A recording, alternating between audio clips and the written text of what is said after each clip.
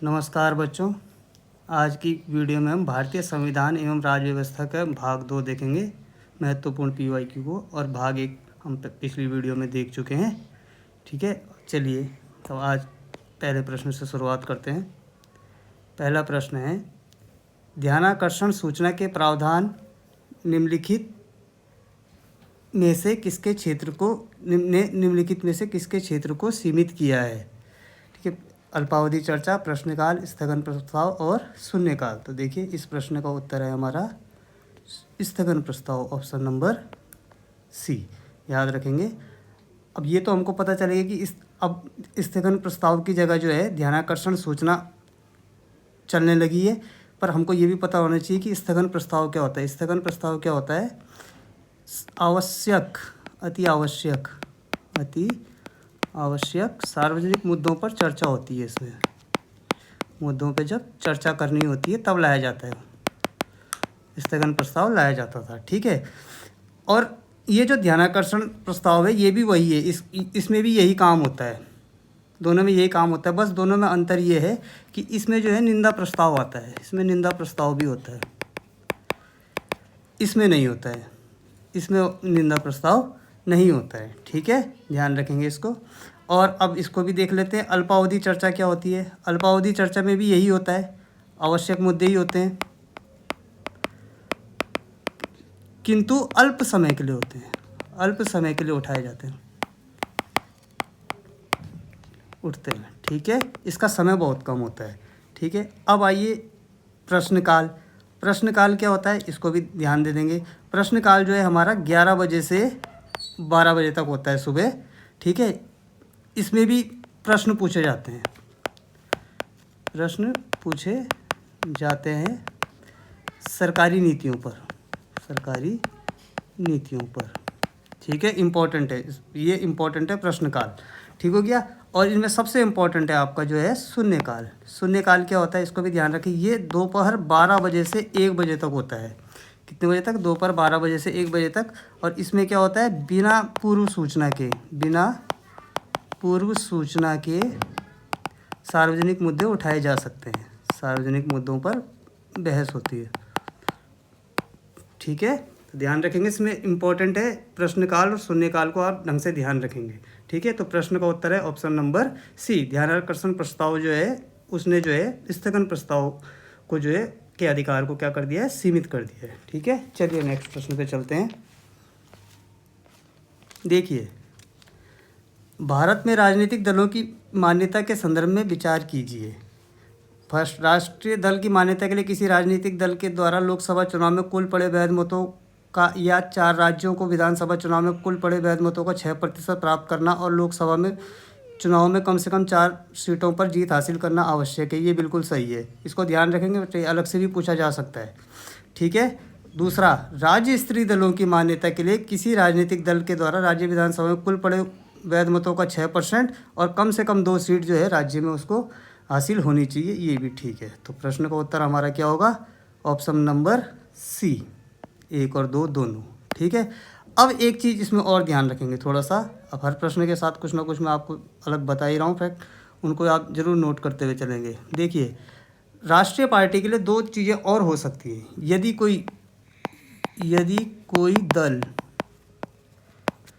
कोई दल जो है लोकसभा चुनाव में 2% सीटें जीत जाए, 2% सीटें जीते, किंतु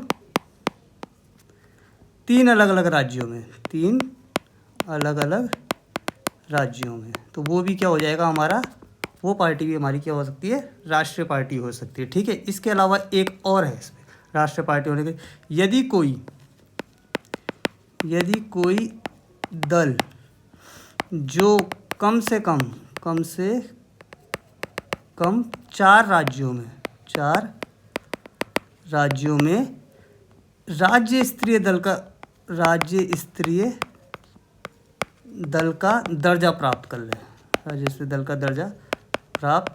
कर ले, तो वो भी क्या हो जाएगी, हमारी राष्ट्रीय पार्टी हो जाएगी। ठीक है, तो ध्यान रखना, एक इस तरीके से राष्ट्रीय पार्टी हो सकती है, इस तरीके से भी हो सकती है और इस तरीके से भी हो सकती है। इस चीज़ को आप याद रखना। ठीक है, अब इसमें एक थोड़ा सा इम्पोर्टेंट बात और याद ध्यान रख लें, तो हमारे देश में कुल कितनी राष्ट्रीय पार्टी हैं? 6 राष्ट्रीय पार्टी हैं, ठीक है। और इनमें जो है आम आदमी पार्टी सबसे लेटेस्ट है, इसको भी ध्यान रखना चाहिए। इम्पोर्टेंट प्रश्न है। चलिए अगले प्रश्न की तरफ। अगला प्रश्न है, निम्नलिखित कथनों पर विचार कीजिए। केंद्र में मंत्रिपरिषद संसद के प्रति सामूहिक रूप से उत्तरदायी होती है। पहला है, केंद्र में मंत्रिपरिषद संसद के प्रति सामूहिक रूप से उत्तरदायी होती है। गलत है ये क्या हो जाएगा? गलत। जो मंत्रिपरिषद होती है वो संसद के प्रति नहीं होती उत्तरदायी, बल्कि लोकसभा के प्रति होती है। लोकसभा के प्रति उत्तरदायी, तो पहला तो गलत हो गया। संघीय मंत्री भारत के राष्ट्रपति के प्रसाद पर्यंत पद धारण करेंगे, ये बात बिल्कुल सही है।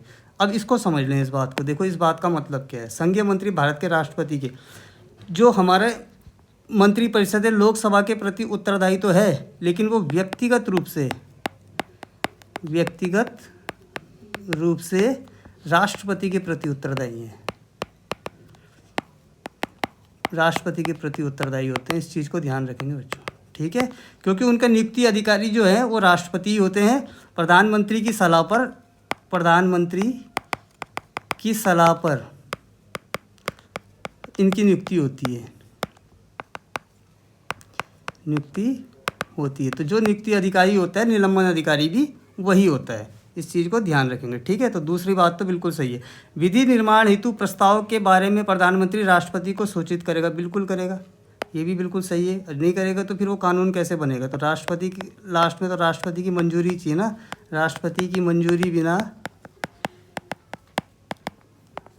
कानून पास नहीं होगा, ये तो आपको पता ही है, ठीक है। इसका भी ध्यान रखेंगे। तो इस हिसाब से पहला तो हमारा गलत हो गया, दूसरा सही हो गया और तीसरा भी सही हो गया। इस बात को ध्यान रखना बच्चे, ये जरूरी है कि व्यक्तिगत रूप से जो है वो राष्ट्रपति के प्रति उत्तरदायी होते हैं। तो इस प्रश्न का उत्तर होगा ऑप्शन नंबर बी। चलिए अगले प्रश्न की तरफ।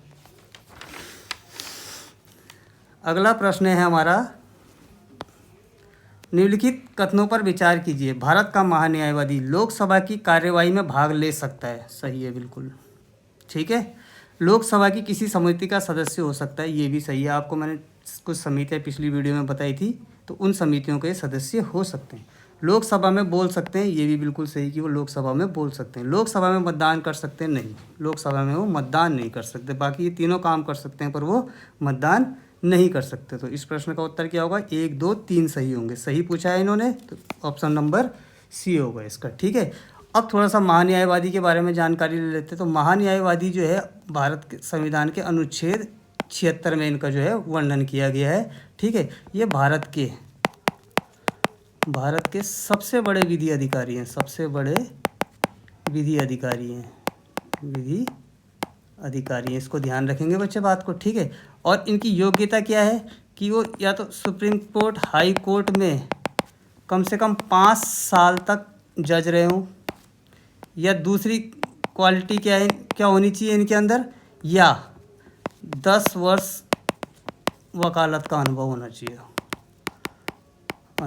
मतलब कानून के अच्छे ज्ञाता होने चाहिए वो, ठीक है।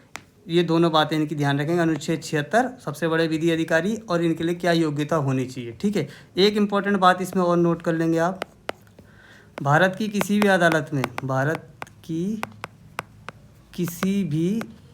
अदालत में इन्हें सुनवाई का अधिकार है, इसको ध्यान रखेंगे बच्चे, ठीक है। और वर्तमान में कौन है हमारे महान्यायवादी? आर वेंकट रमणी। क्या नाम है उनका? आर वेंकट रमणी, ठीक है। ध्यान रखेंगे बच्चे। तो वो लोकसभा में मतदान नहीं कर सकते, बाकी ऊपर दिए हुए तीनों काम कर सकते हैं। चलिए अगले प्रश्न की तरफ। केंद्र और राज्य के मध्य विवादों का समाधान भारत के सर्वोच्च न्यायालय के किस क्षेत्राधिकार के अंतर्गत आता है? तो देखें, अपीलीय क्षेत्राधिकार, प्रारंभिक क्षेत्राधिकार, परामर्शी क्षेत्राधिकार, संवैधानिक क्षेत्राधिकार। तो ये जो है केंद्र और राज्य के मध्य जो भी विवाद होगा उसका समाधान कौन करेगा? सर्वोच्च न्यायालय करेगा, और उसके प्रारंभिक क्षेत्राधिकार के अंतर्गत ये आता है। तो प्रश्न का उत्तर क्या है? Option number B. प्रारंभिक क्षेत्र के अंतर्गत क्या आता है? एक तो यही आता है केंद्र और राज्यों के मध्य विवाद, या राज्य के मध्य हो जाए विवाद, विवाद उत्पन्न हो जाए, ठीक है। और इनके प्रारंभिक क्षेत्राधिकार में एक चीज़ और आती है, रिट जारी करना। रिट जारी करना आपको पता ही है, संवैधानिक उपचारों के तहत अनुच्छेद 32 के अंतर्गत ये रिट भी जारी करते हैं, ठीक हो गया। अब इसमें हम थोड़ा समझ लेते हैं अपीलीय क्षेत्राधिकार क्या होता है। अपीलीय क्षेत्राधिकार ये होता है कि जब कभी हाई कोर्ट ने कोई फैसला दे दिया तो उसके विरुद्ध सुप्रीम कोर्ट सुनवाई कर सकता है, सुनवाई कर सकता है, ठीक है। आपने सुना ही होगा कि जब कोई आदमी केस हाई कोर्ट में हार जाता है तो क्या बोलता है कि अब हम सुप्रीम कोर्ट में मिलेंगे, सुप्रीम कोर्ट में अपील दायर करता हो, ठीक है। तो वो अपीलीय क्षेत्राधिकार के अंतर्गत आता है। परामर्शी क्षेत्राधिकार क्या होता है, तो राष्ट्रपति को संविधान से संबंधित कोई परामर्श अगर चाहिए होगा, कोई परामर्श चाहिए होगा तो सुप्रीम कोर्ट से लेते हैं, ठीक है। तो सुप्रीम कोर्ट से परामर्श ले सकते हैं, ठीक है। बाध्यकारी नहीं होता है, माने ना माने वो बात की बात है, लेकिन परामर्श वही देंगे उनके। अब आया संवैधानिक क्षेत्राधिकार। संवैधानिक क्षेत्राधिकार के अंतर्गत क्या आएगा कि संविधान का अंतिम रक्षक जो है वो सुप्रीम कोर्ट ही होता है। इस चीज़ को ध्यान रखना, ये इंपॉर्टेंट पॉइंट है इसमें। आई समझ में बात, ठीक है। चलिए नेक्स्ट प्रश्न की तरफ चलते हैं। नेक्स्ट प्रश्न है हमारा, भारत का राष्ट्रपति संविधान के अनुच्छेद 356 के अधीन यथा उपबंधित अपनी शक्तियों का किसी विशेष राज्य में के संबंध में प्रयोग करता है तो उस राज्य की विधानसभा स्वतः भंग हो जाती है। प्रयोग करता है तो उस राज्य की विधानसभा स्वतः भंग हो जाती है। पहला, उस राज्य के विधानमंडल की शक्तियां संसद द्वारा उसके प्राधिकार के अधीन प्रयोज्य होंगी। दूसरा, उस राज्य में अनुच्छेद 19 निलंबित हो जाता है, राष्ट्रपति उस राज्य से संबंधित विधियां बना सकता है। तो देखिए इस प्रश्न का उत्तर है, जब भी किसी राज्य में अनुच्छेद 356 लगता है तो इसका मतलब समझ लो कि वहाँ पे क्या लग गया, राष्ट्रपति शासन। 356 का मतलब क्या है, राष्ट्रपति शासन। जैसे उत्तराखंड में भी लगा था एक बार, आपको याद ही है, 27 मार्च 2016, तो वो इसी अनुच्छेद के तहत लगा था, अनुच्छेद 356 के। तो इन्होंने बोला है कि उस राज्य की विधानसभा स्वतः भंग हो जाती है। नहीं, स्वतः भंग नहीं होती है, प्रारंभ में वो निलंबित होती है, प्रारंभ में निलंबित होती है, निलंबित होगी, ठीक है। उसके बाद जो है संसद से उद्घोषणा होगी, संसद से उद्घोषणा होने के पश्चात तब भंग होगी। इसको याद रखें, ठीक है। तो ये बात तो गलत हो गई। उस राज्य के विधानमंडल की शक्तियां संसद और उसके प्राधिकार के अधीन प्रयोज्य होंगी, ये बात बिल्कुल सही है। अब संसद देखेगा उसके सारे मामले, ठीक है। थर्ड, उस राज्य में अनुच्छेद 19 निलंबित हो जाता है। नहीं, ये भी गलत है। क्यों गलत है, क्योंकि अनुच्छेद 19 तभी निलंबित होता है जब 352 अनुच्छेद लगता है राष्ट्रीय आपात वाला, ये तभी होता है, ठीक है। तो ये भी गलत हो गया। राष्ट्रपति उस राज्य से संबंधित विधियां बना सकता है, ये भी गलत है। विधियां यानी कि कानून, विधियां संसद ही बनाएगी, किंतु उनको प्रभावी राज्यपाल करेंगे। तो उस समय मतलब सब कुछ देख रेख किसके हाथ में होती है, राज्य के राज्यपाल के हाथ में होती है, ठीक है। तो इस प्रश्न का उत्तर आएगा ऑप्शन नंबर बी। अगला प्रश्न है हमारा, राज्यसभा की लोकसभा के समान शक्तियां किस क्षेत्र में हैं, ठीक है। तो इसको भी देख लेते हैं। नई अखिल भारतीय सेवाएं गठित करने के विषय में समान शक्तियां पूछी है इन्होंने, कैसी पूछी है, समान शक्ति। नई अखिल भारतीय सेवाएं गठित करने के विषय में नहीं है, इसमें राज्यसभा को ज़्यादा अधिकार है, लगभग इसी को ही पूरा अधिकार है, ज़्यादा अधिकार है, ठीक है। तो ये तो गलत हो गया। संविधान के संशोधन करने के विषय में ये सही है, ठीक है। सरकार के हटाने के विषय में ये गलत है। कटौती प्रस्ताव प्रस्तुत करने के विषय में ये भी गलत है। तो एक ही इसका उत्तर होगा इनमें से कोई, तो ऑप्शन नंबर बी। देखो संविधान संशोधन के विषय में दोनों को बराबर अधिकार है, क्योंकि कुल सदस्यों को दोनों सदनों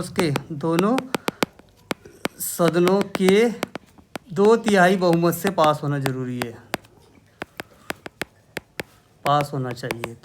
इसका मतलब क्या हुआ, दोनों की शक्तियाँ समान है। जब तक 2/3 नहीं होगा तब तक कैसे संविधान में संशोधन होगा। ठीक है, सरकार के हटाने के वजह से देखो, सरकार जो होती है वो होती है लोकसभा के प्रति, जो मंत्रिमंडल होता है वो लोकसभा के प्रति उत्तरदायी होता है, लोकसभा के प्रति उत्तरदायी होता है वो।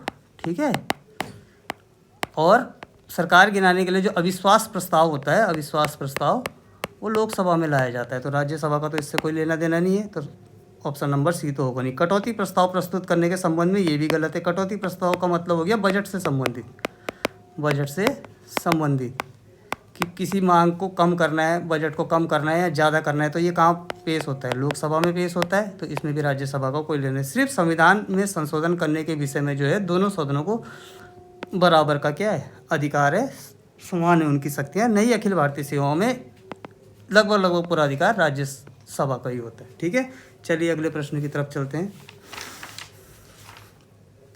प्रतिषेध रिट उच्चतम न्यायालय या उच्चतम न्यायालयों द्वारा किसे और किस प्रयोजन से जारी किया गया एक आदेश है। प्रतिषेध रिट, देखिए 5 प्रकार की रिट मैंने आपको बताई थी, उनमें से एक रिट कौन सी हो गई, प्रतिषेध रिट। इसके बारे में हम पिछली वीडियो में पढ़ चुके हैं कि किस अनुच्छेद में होती है, उच्चतम न्यायालय किस अनुच्छेद के तहत करता है और हाईकोर्ट किस अनुच्छेद के तहत करता है। ठीक है, तो अब प्रतिषेध रिट किसके के लिए की जाती है, किसी सरकारी अधिकारी को नहीं।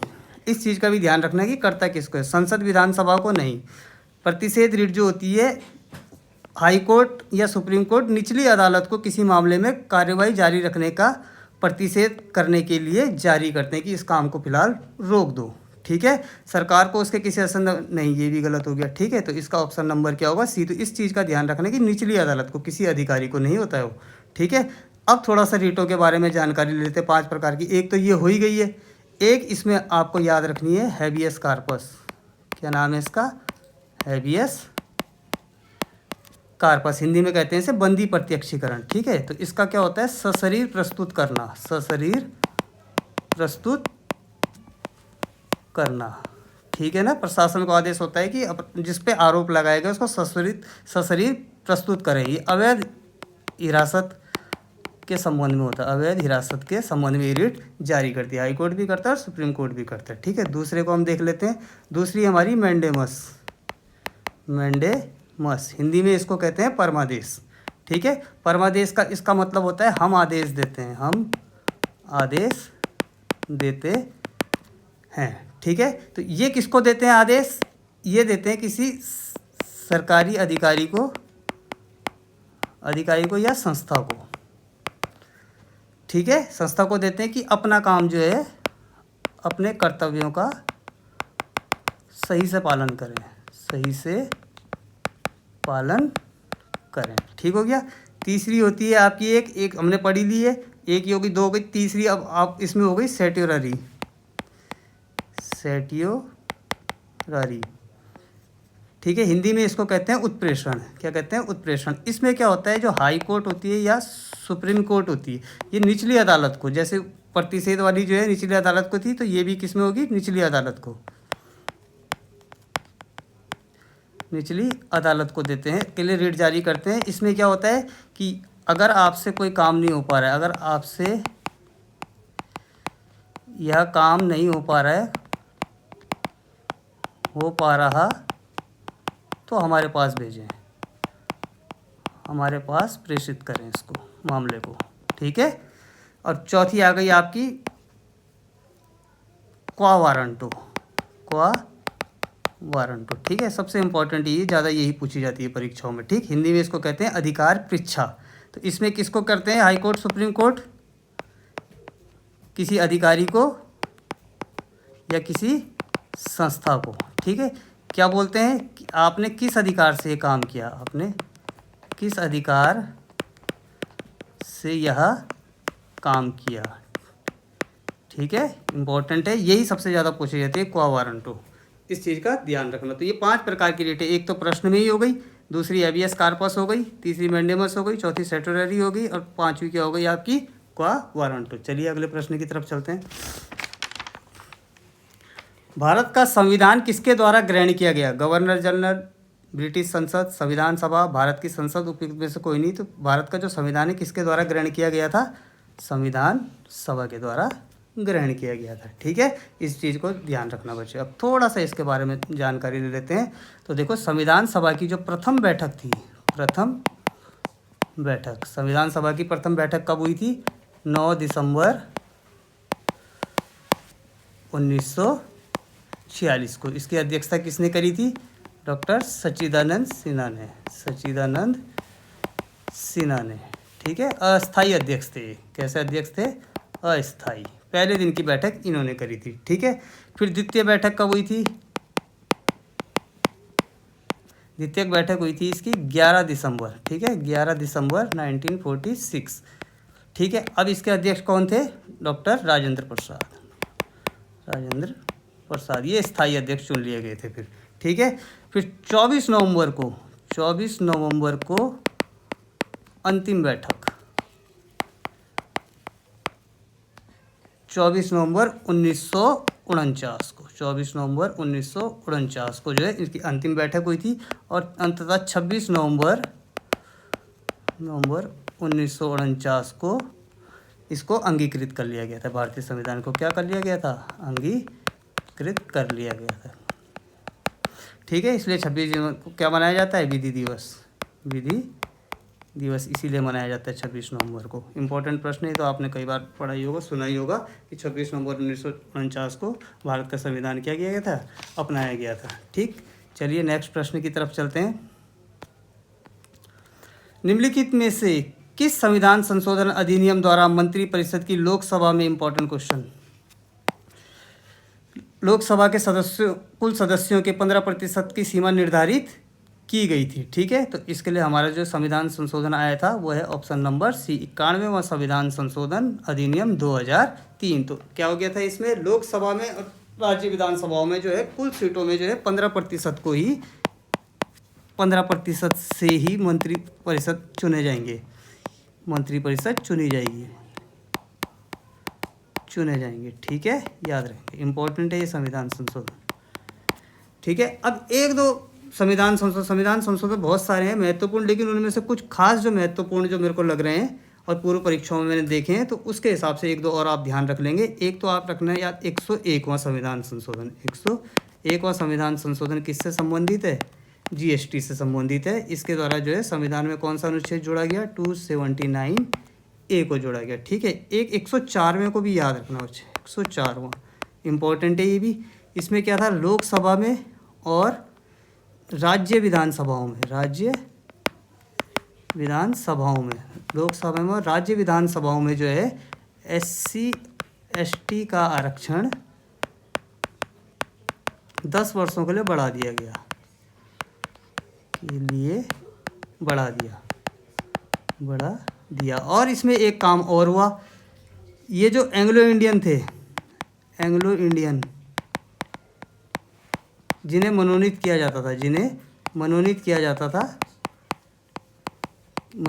जाता था, ख़त्म कर दिया उसको, ख़त्म कर दिया उस प्रावधान को, प्रावधान। ठीक है, राज्य में भी और केंद्र में भी ख़त्म कर दिया। आपको पता ही है, केंद्र में राष्ट्रपति 2 को रखते थे और राज्य में राज्यपाल 1 एंग्लो इंडियन को जो है विधायक बनाते थे। तो वो भी इसके साथ क्या हो गया? ख़त्म हो गया 104वें संविधान संशोधन के साथ। एक इम्पॉर्टेंट और याद रखेंगे आप, 61वां संविधान संशोधन, इसमें किया गया था वोट देने की उम्र 21 से घटा के कितने वर्ष कर दी गई थी? 18 वर्ष कर दी गई थी। एक 100वां याद रखेंगे, 100वां था हमारा भारत और बांग्लादेश, भारत बांग्लादेश के बीच भूमि समझौता, भूमि समझौता इंपॉर्टेंट है। ये सारे के सारे इनको याद रखना बच्चे, ये आ रखे हैं तभी मैं इनको लेके आया हूँ। मैंने बताया आपको कि पूर्व परीक्षाओं के ही प्रश्न होंगे। एक आप 103वें को भी याद रखना, 103वां संविधान संशोधन। ठीक है, ये किसके लिए आया था? EWS के लिए। किसके लिए आया था ये? EWS के लिए। ठीक है, याद रखेंगे। तो मंत्रिपरिषद के 50% सीमा निर्धारित किसमें की गई? 91वें संविधान संशोधन 2003 में, ऑप्शन नंबर सी। चलिए अगले प्रश्न की तरफ चलते हैं। निम्न में से किस अनुच्छेद में शामिल मौलिक कर्तव्य अनुच्छेद 21A के समान है? इनमें से बताना है कि 21A के समान कौन है मौलिक कर्तव्य के। देखिए जो 21A है ये है हमारा मूल अधिकार। ठीक हो गया। अब मूल अधिकार कौन सा है? शिक्षा का अधिकार। कौन सा है? शिक्षा का अधिकार। तो ये जो मूल अधिकार है शिक्षा का अधिकार, ये मूल कर्तव्य भी है। शिक्षा का अधिकार मूल अधिकार भी है और मूल कर्तव्य भी है। मूल कर्तव्य आपको पता है कि अनुच्छेद 51A में, मूल कर्तव्य का किस में है, अनुच्छेद 51A में इनका वर्णन किया गया है, अनुच्छेद 51A में। अब अनुच्छेद 51A के भाग के में जो है इसका वर्णन किया गया है, ये इसका उत्तर है। तो जो 21A है वो मूल अधिकार भी है और अनुच्छेद 51A के भाग में भी है ये शिक्षा का अधिकार। याद रखेंगे इस बात को। अब थोड़ा सा मूल अधिकारों के बारे में भी थोड़ा सा जानकारी मूल कर्तव्यों के बारे में भी जानकारी ले लेते हैं हम। मूल कर्तव्य जो है हमारे किस में है, भाग 4 काम है। किसमें है, भाग 4 काम है। अनुच्छेद आपको बता दिया 51A हो गया। ठीक है, कितने मूल कर्तव्य हैं टोटल, 11। ठीक है, और 42वें संविधान संशोधन, 42वां संविधान संशोधन तो आप देखिए बहुत महत्वपूर्ण है। 42वां संविधान संशोधन 1976 द्वारा लिए गए थे, जोड़े गए थे। और किस समिति की सिफारिश पे, स्वर्ण सिंह समिति की सिफारिश पे, स्वर्ण सिंह समिति की सिफारिश पे। इंपॉर्टेंट है ये भी पॉइंट बहुत ज़्यादा। ठीक है, इसको भी याद रखेंगे। और कहाँ से लिए गए हैं, रूस से लिए गए हैं।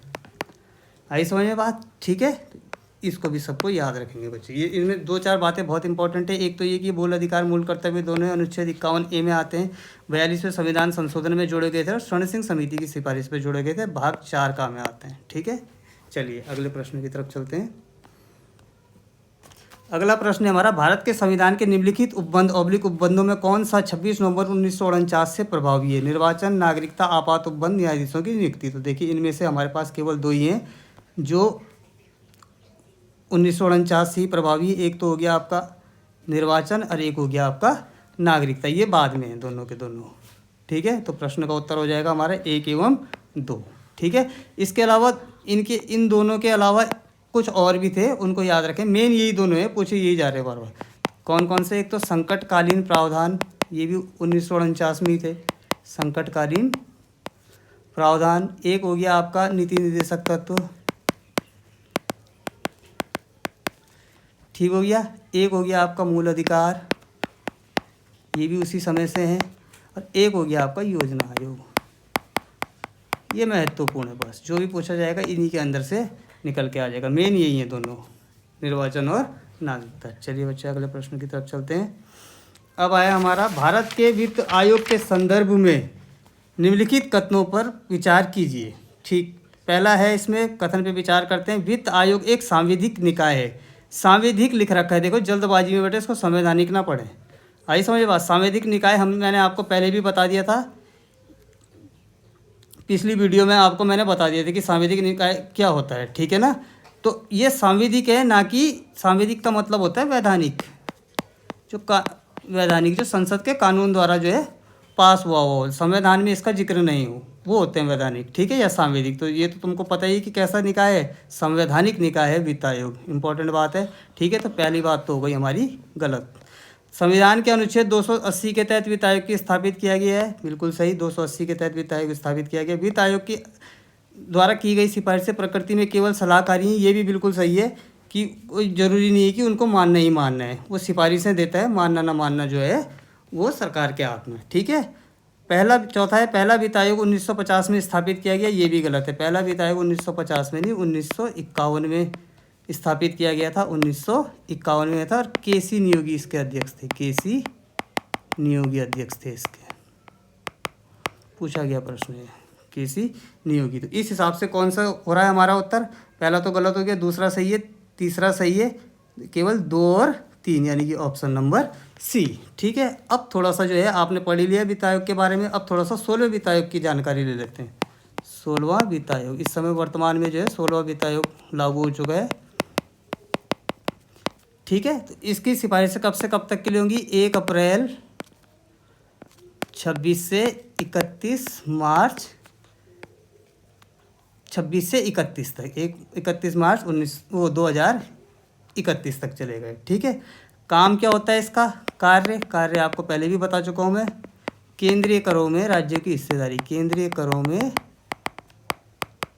राज्यों की हिस्सेदारी आवंटित करना। ठीक है बच्चों, ध्यान रखेंगे इस बात को। कितने परसेंट है ये हिस्सेदारी, केंद्रीय करों में कितने परसेंट को जो है आवंटित करना है? 41% को आवंटित करना है। ठीक है, और 16वें वित्त आयोग के अध्यक्ष कौन है इसके? अरविंद पनगड़िया, अरविंद पनगड़िया। ठीक है, ये अरविंद पनगड़िया कौन है आपको पता ही है, नीति आयोग के क्या थे पहले? नीति आयोग के क्या थे पहले? उपाध्यक्ष भी रहे ये, नीति आयोग के पहले उपाध्यक्ष भी रहे। ठीक है, तो अब 41% के हिसाब से अगर रुपए में देखा जाए तो 9.47 लाख करोड़ की वित्तीय सहायता राज्यों को देनी है, राज्यों को देनी है इन 5 सालों में। इस चीज़ को याद रखेंगे बेटा। ये सारी इंपॉर्टेंट बातें आ गई वित्त आयोग से संबंधित, 16वें वित्त आयोग से संबंधित भी बातें आ गई है। ठीक है, और एक चीज़ और याद रखेंगे, वित्त आयोग का गठन कौन करते हैं? राष्ट्रपति करते हैं हर 5 साल के लिए, हर 5 साल के लिए। लेकिन ज़रूरत के हिसाब से इसका कार्यकाल घटाया भी जा सकता है, बढ़ाया भी जा सकता है। याद रखेंगे इस बात को। चलिए बच्चे, ये हो गया हमारा वित्त आयोग के बारे में संपूर्ण जानकारी। चलिए अगला प्रश्न देख लेते हैं हम।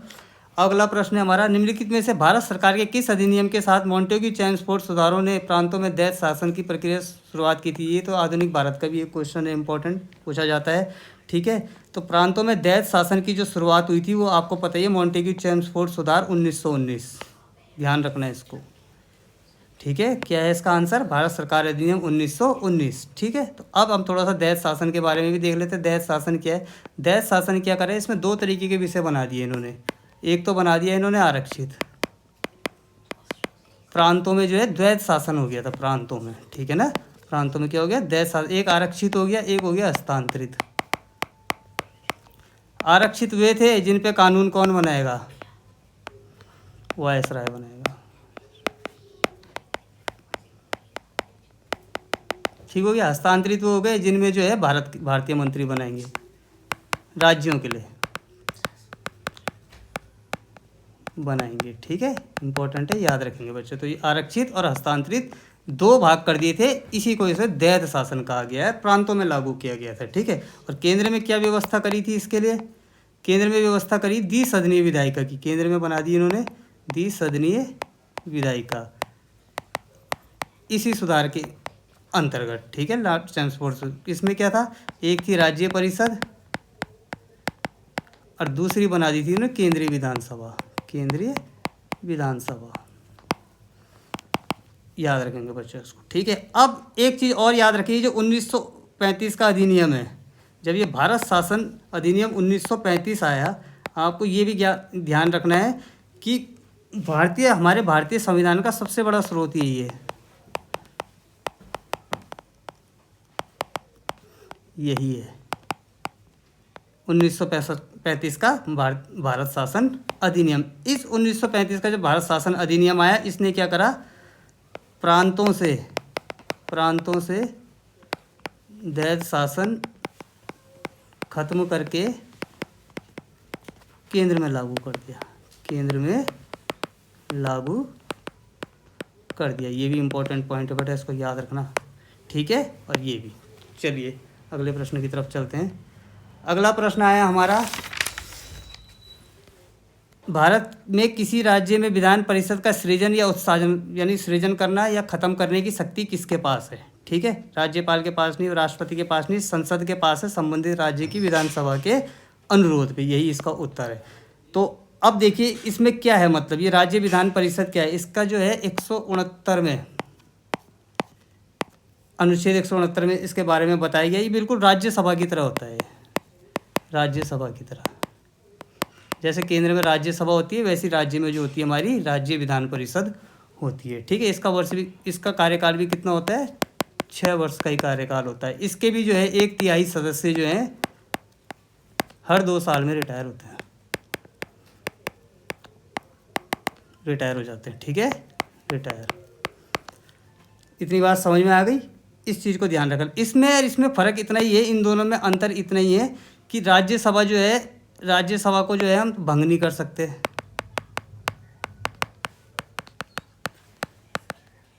खत्म भी नहीं कर सकते, नहीं कर सकते, नहीं कर सकते, इसको हम भंग भी नहीं कर सकते, खत्म भी। लेकिन विधान परिषद का क्या है, विधान परिषद में क्या है हमारा, इसको भंग तो इसे भी नहीं कर सकते,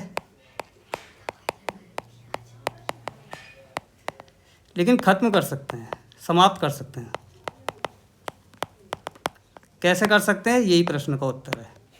संसद संबंधित राज्य की विधानसभा के अनुरोध पे इसको समाप्त कर सकती है। तो राज्यसभा को हम भंग नहीं कर सकते, इसे भी भंग नहीं कर सकते, उसको खत्म भी नहीं कर सकते, लेकिन इसको खत्म कर सकते हैं। ठीक है। अब इसमें जो सदस्य होते हैं उसको भी थोड़ा देख लेते हैं। विधान परिषद में जो सदस्य होते हैं, सदस्य संख्या विधान परिषद में जो सदस्य संख्या होती है वो राज्य विधानसभा जो होती है, विधानसभा के सदस्यों के 1/3 से ज़्यादा नहीं हो सकती, 1/3 से ज़्यादा नहीं हो सकती, लेकिन संख्या में 40 से कम भी नहीं हो सकती, कम भी नहीं हो सकती। याद रखेंगे इस बात को, भी इम्पोर्टेंट बात है। 1/3 से ज़्यादा भी नहीं होंगे, लेकिन संख्या के हिसाब से देखा जाए तो 40 से कम भी नहीं होंगे। ठीक है। एक इम्पोर्टेंट बात है कि 6 राज्यों में हमारे विधान परिषद है, 6 राज्यों में। ठीक है। 6 राज्य कौन कौन से, एक तो आपका हो गया यूपी, एक हो गया आपका बिहार, एक हो गया आपका आंध्र प्रदेश, एक हो गया आपका तेलंगाना, एक हो गया आपका महाराष्ट्र, एक हो गया आपका कर्नाटक। इन 6 राज्यों में जो है विधान परिषद काम कर रही है। ध्यान रखेंगे इस बात को। ठीक है। इंपॉर्टेंट प्रश्न बेटे पूछा गया है कई बार, ये पूछा गया है कई बार कि भंग नहीं कर सकते किंतु समाप्त कर सकते हैं। चलिए अगले प्रश्न की तरफ चलते हैं। महिला आरक्षण विधेयक 2003 संविधान 128वां संशोधन विधेयक 2023 का लोकसभा में पेश किया गया था। तो इसका उत्तर है ऑप्शन नंबर है 19 सितंबर 2023 को। इसको जो है 128वां संशोधन विधेयक था वो, लेकिन संविधान संशोधन कौन सा था, संविधान संशोधन 106वां। याद रखेंगे, इंपॉर्टेंट है। क्या कहा गया है इसमें, कहा गया कि लोकसभा में और राज्य विधानसभा में 33% सीटें महिलाओं के लिए आरक्षित होंगी। किसके लिए होंगी, महिलाओं के लिए होंगी, महिलाओं के लिए आरक्षित होंगी। ध्यान रखेंगे बच्चे इसको। ठीक है। और इसके साथ ही जो है संशोधन 106 के एक अनुच्छेद जोड़ दिया गया, 334A जोड़ दिया गया। ठीक है। और ये लागू कब होगा, नए परिसीमन के बाद, नए परिसीमन के पश्चात लागू होगा। ठीक है। चलिए अगले प्रश्न की तरफ चलते हैं। अगला प्रश्न है हमारा, किसने भारतीय संघीय व्यवस्था को सौदेबाजी संघवाद के रूप में वर्णित किया है।